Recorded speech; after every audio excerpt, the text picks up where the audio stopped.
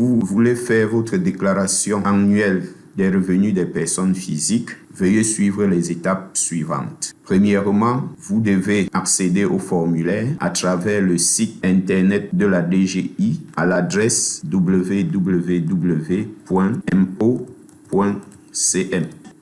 Une fois que le site a entièrement chargé, vous vous rendez à droite de la page d'accueil et vous cliquez sur le menu Déclaration annuelle des revenus des particuliers. Lorsque vous avez cliqué sur ce menu, vous arrivez sur la page de connexion qui se présente ici. Lorsque vous êtes sur cette page, 4 possibilités s'offrent à vous. Première possibilité, vous n'êtes pas encore immatriculé. Ça veut dire que vous ne disposez pas encore de numéro d'identifiant unique. Pour donc poursuivre, vous devez d'abord au préalable vous immatriculer. Pour cela, vous cliquez sur « Je ne suis pas encore immatriculé ». Le système donc vous permettre de vous immatriculer. Pour cela, vous cliquez d'abord sur « Je suis une personne physique » et ensuite, dans la case « Je certifie avoir pris connaissance des dispositions légales ci-dessus ». Le bouton « Continuer » s'active et vous permet de pouvoir poursuivre votre processus d'immatriculation. Le système vous invite à renseigner un certain nombre d'informations. Vous noterez que les zones où des informations sont demandées sont marquées par une étoile rouge. Cette étoile rouge veut dire que toutes les informations ainsi demandées sont obligatoires. Donc, si vous ne les avez pas renseignées, vous ne pouvez pas poursuivre. À la fin, vous avez cette zone grise qui vous invite à renseigner votre mot de passe. Il s'agit de créer un mot de passe qui vous permettra chaque fois de pouvoir accéder à votre compte fiscal. Renseignez le mot de passe, confirmez-le et surtout, prenez le soin de bien le noter dans un lieu où vous allez pouvoir le retrouver facilement pour les besoins de connexion future. Deuxième situation qui se présente à vous, c'est que vous êtes déjà immatriculé, mais vous ne vous rappelez plus de votre NIU. Ça va être le cas pour le personnel de l'État et des salariés du privé qui sont immatriculés à la CNPS. Pour ceux-là, une immatriculation a été déjà faite d'office par la Direction générale des impôts. Donc, si vous êtes personnel de l'État ou salarié du privé avec un numéro CNPS, sachez que votre NIU existe probablement déjà. Donc, il faut d'abord le rechercher et pour cela, vous cliquez sur le bouton « Retrouver mon NIU ». Le système va vous inviter à renseigner votre nom et votre date de naissance. Renseignez votre nom dans ce cas et même le prénom dans l'ordre qui se trouve sur vos pièces officielles.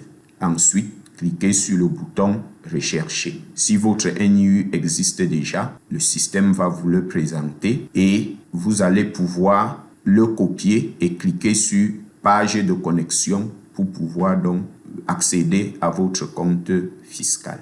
Troisième cas qui se présente à vous, vous connaissez votre NIU, mais vous ne vous rappelez plus de votre mot de passe. Pour cela, vous cliquez sur « Mot de passe oublié » et le système va vous demander d'inscrire votre login. Votre login, c'est votre numéro d'identifiant unique. Après avoir inscrit votre login, vous cliquez sur le bouton qui se trouve à droite et le système va probablement vous envoyer un SMS où vous donnez les modalités pour renouveler ou réinitialiser votre mot de passe. Quatrième situation qui se présente à vous, vous avez votre NIU et vous connaissez votre mot de passe. Pour cela, vous devez ouvrir une session, donc accéder à votre compte fiscal et procéder à la déclaration. Pour cela, vous inscrivez votre NIU.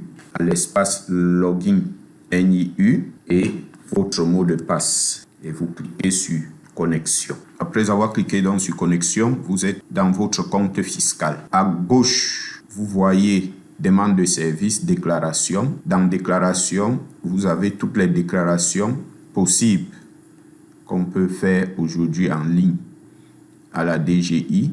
Et donc, la première déclaration, c'est celle qui nous concerne, déclaration des particuliers. Vous cliquez dessus pour pouvoir donc accéder au formulaire de déclaration annuelle des revenus des particuliers. Rassurez-vous que vous avez sélectionné 2024 comme année. Lorsque c'est le cas, vous cliquez sur DEC particulier pour accéder au formulaire.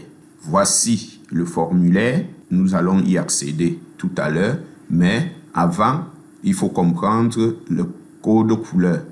Le gris, tel que vous voyez le formulaire actuellement, ça veut dire que le formulaire est encore à remplir. Lorsque c'est bleu, ça veut dire que c'est à compléter. Et lorsque c'est vert, ça veut dire que toutes les informations obligatoires qui sont exigées ont été fournies et donc votre déclaration est complète et vous pouvez donc poursuivre. Accédons donc au formulaire en cliquant sur déclaration annuelle des particuliers. C'est un seul formulaire qui rassemble 11 catégories de revenus, mais vous ne devez remplir que les catégories qui vous concernent. Vous ne devez pas remplir, si vous n'êtes pas concerné par une catégorie de revenus, vous n'avez pas besoin de remplir.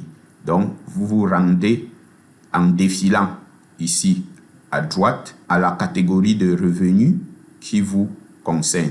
Moi, par exemple, je suis concerné par cette première catégorie, traitement, salaire, pension et rente viagère, et ensuite par la taxe foncière. Donc, je remplis mon revenu annuel, c'est-à-dire le montant total des salaires que l'État, qui est mon employeur, m'a versé tout au long de l'exercice 2023. J'ai constaté dans mon bulletin récapitulatif remis par le MINFI que j'ai perçu des gains de 5 900 000 francs tout au long de l'exercice et que au titre de l'IRPP, l'État a retenu 2 540 000 au titre de l'impôt sur le revenu des personnes physiques. J'ai rempli. Et ici, à droite, dans la dernière colonne, le système me demande de régulariser éventuellement un IRPP sur les salaires que je n'aurais pas payé tout au long de l'exercice 2023. Je n'en ai pas, donc je passe. Il s'agit de régulariser si, par ailleurs, vous faites des vacations, vous bénéficiez d'un salaire, d'un autre travail et pour lequel l'impôt n'a pas été retenu à la source, le système vous invite à inscrire l'impôt qui doit être payé ici pour pouvoir le régulariser. Donc, ce n'est pas mon cas. J'ai dit que en dehors des traitements et salaires, j'ai la taxe foncière à déclarer. Donc, je parcours le formulaire jusqu'à la taxe sur la propriété foncière. Le système me demande de dire la ville, Yaoundé, la commune, Yaoundé 4, le quartier, Ekounou, lieu dit mairie. Le système me demande le titre foncier. Pour le moment, la procédure de mon titre foncier est encore en cours. Donc, comme je n'ai pas le numéro, je ne le mentionne pas. Donc, ce n'est pas une information obligatoire. Mais comme le terrain m'appartient déjà, je dois payer la taxe foncière ci-dessus. Superficie du terrain, 540 mètres carrés. Superficie des constructions, 160 mètres carrés. Valeur du terrain, j'estime la valeur du terrain actuellement à 12 millions. La valeur des constructions, j'ai dépensé 35 millions pour construire et je poursuis vers le bas. Le système a retenu la valeur totale terrain et construction pour 47 millions, le taux de l'impôt 0,1%, donc l'impôt, ma taxe foncière est liquidée à 47 000 francs CFA. Ce sont les deux seules rubriques qui me concernaient. Je vais plus bas. Je n'ai pas de pièces justificatives à joindre.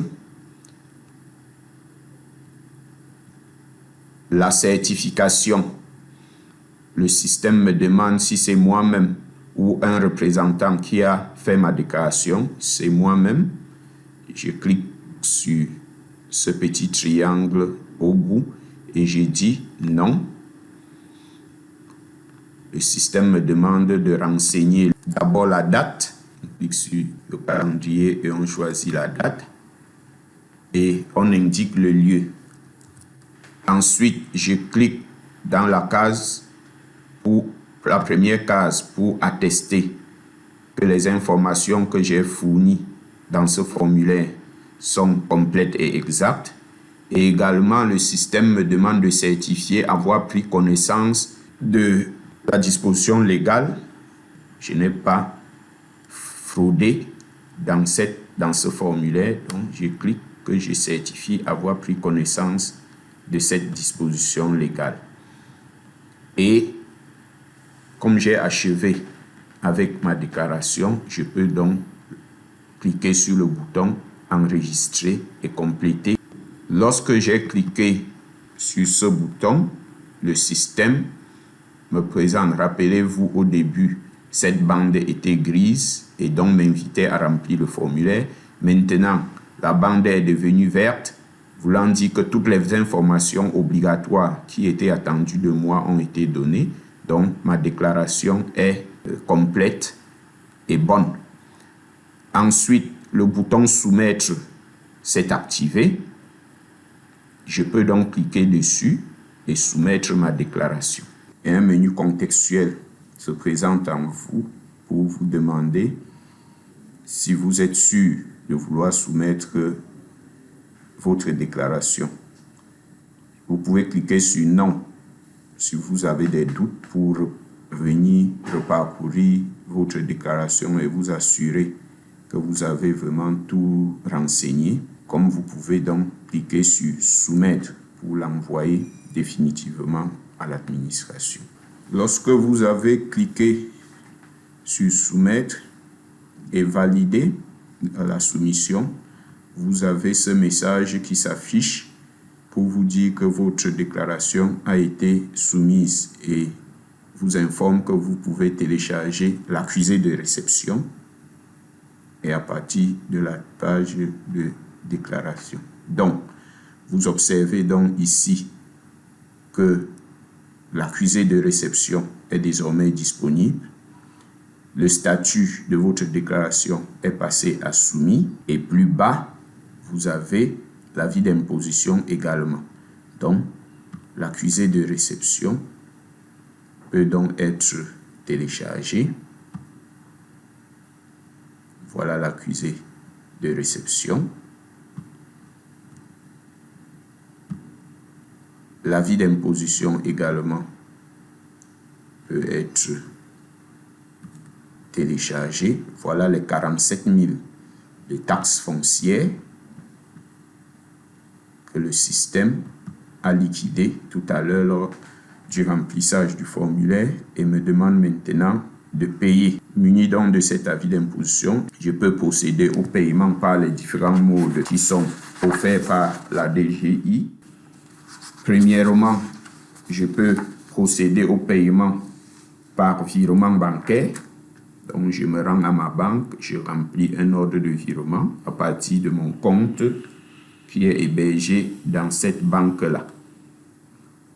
Je peux également procéder par télépaiement, OTP, Online Tax Payment, c'est la méthode de télépaiement en usage également à la DGI, donc toujours à partir de mon compte fiscal. Si je suis habilité à payer par OTP, je peux donc procéder à ce paiement. Je peux également payer par mobile, par téléphone mobile, soit par Orange Money en composant le dièse 150 étoile 3 étoile 4 dièse et je suis simplement les indications de Orange Money. Je peux également payer par MTN en composant le code étoile 206 étoile 1 dièse et je suis également le processus. Je peux aussi payer l'impôt qui est sur mon avis d'imposition par versement en espèces